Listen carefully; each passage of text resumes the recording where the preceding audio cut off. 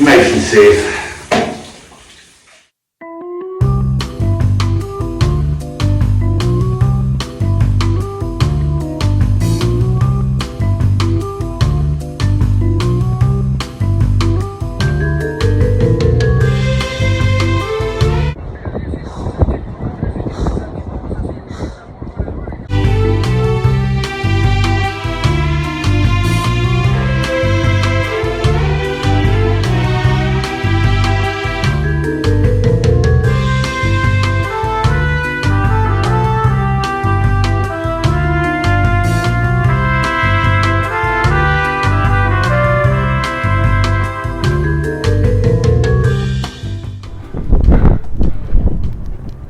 I'm in La Paz and it's really difficult to breathe at times. This is the highest capital city on earth and the oxygen is so low, like even getting out of bed or walking downstairs totally takes it out of you. But I've climbed to the top of the city to come and see the views and it's worth it. Like,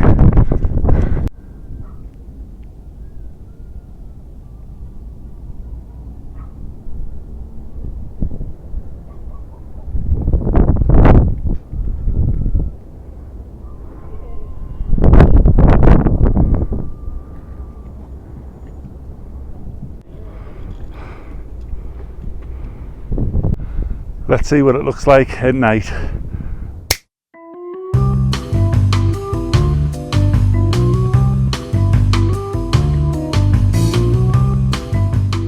See, what I did there was I started the whole scene again with me climbing up the steep hills, and I also started the music again from the beginning for comic effect.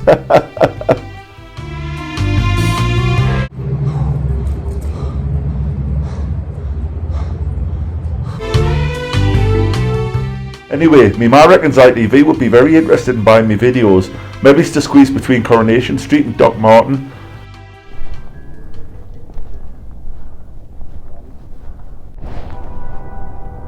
Fuck, that is beautiful. I've never seen anything like that before. Christ.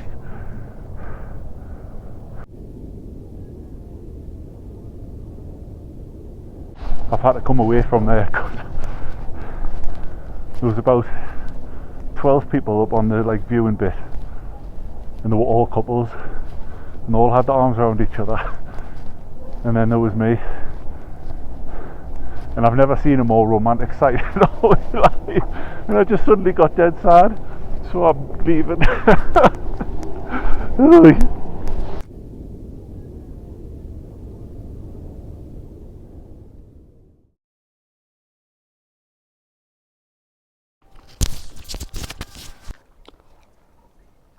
So, things have been tight money wise, especially since I got rid of me tent and sleeping bag and that. I mean, I could have kept them, but wild camping just isn't for me at all. So in order to make my budget stretch further, I've taken on a bit of work. So I'm at a campsite in the mountains in just outside of La Paz in Bolivia, and it's absolutely beautiful, lovely campsite. And one of the best things about it is that I get to live in a teepee for a month, and I wake up to this site every morning. There's a volcano in the background there. What more could you want? So I do a few hours work 5 days a week. That means I get free accommodation, I get free meals on the days that I'm working. So it's a lot cheaper at the minute. I'm going to be here for a month, and essentially what I've been doing is maintenance and cleaning, washing the dishes, changing beds, sorting out the eating areas, picking up dog shit, the things you've got to do for a life on the road. So it's really nice. Well, I'm not saying that the work isn't important, because clearly it is important work, especially to a place like this that relies on visitors and tourists, but it's just nice to do some work which hasn't got like a massively high level of responsibility. Like, I'm not spending every day trying to keep children alive, So that's nice to be able to do something like that. So I am not really sure how much hitchhiking I'm going to get done while I'm staying here. I don't really need to do that because I'm in one place. But it's also nice not to kind of wake up every morning thinking like, right, how do I get from here to here? How do I get from here to here? I need to book some accommodation. I need to find somewhere to eat, blah, blah, blah. So a little bit of downtime in this absolutely stunning area. I saw a hummingbird the size of my hand the other day, biggest hummingbirds in the world apparently. I didn't manage to get a video of it, but it's just dead interesting around here.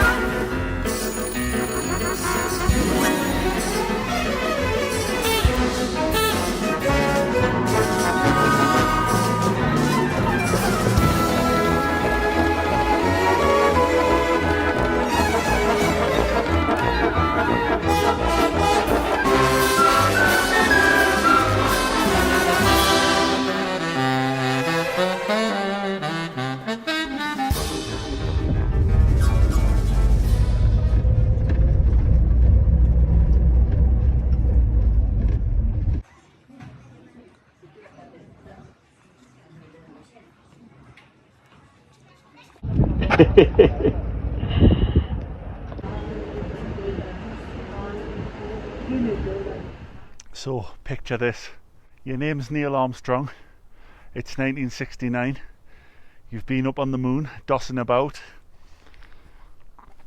While you're up in space, you look down to Earth and see a place in South America that looks exactly like the surface of the moon. And you promise yourself that you'll visit there when you get back to see if it is like that. A few months later, when you get to South America, you visit here where the campsite is, and you're so convinced that it looks like the moon that you name this area the Valley of the Moon. So called because of these amazing rock formations. They kind of look like big termite mounds, pockmarked, craterous. There's loads of like different kinds of rock around here. There's a volcano up at the top of that hill there. There's places where there's like red rock, shale, dusty rivers cutting through the valleys. There's also a kind of rabbit, well it's not a rabbit at all, it's a rodent, called a viscacha. And I've seen loads of them like knocking around in these termite mound like rock formations.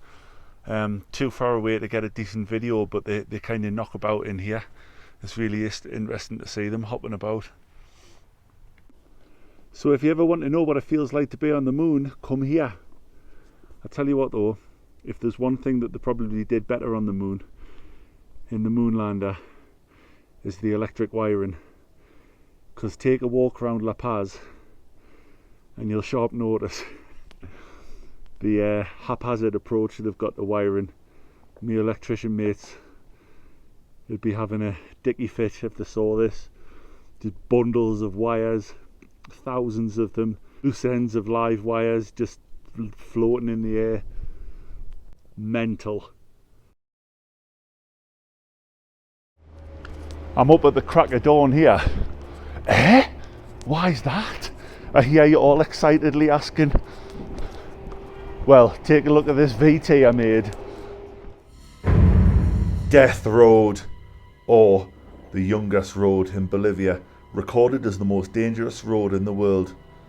It's a winding cliff-face track that runs through the mountains from the dusty peaks all the way down into the dense Amazon jungle. And it didn't get its name lightly. These images show what it's like to drive vehicles on this narrow track, trying to pass each other as they dangle off the side of the mountain, perched over cliffs that drop hundreds of meters. Utterly mental.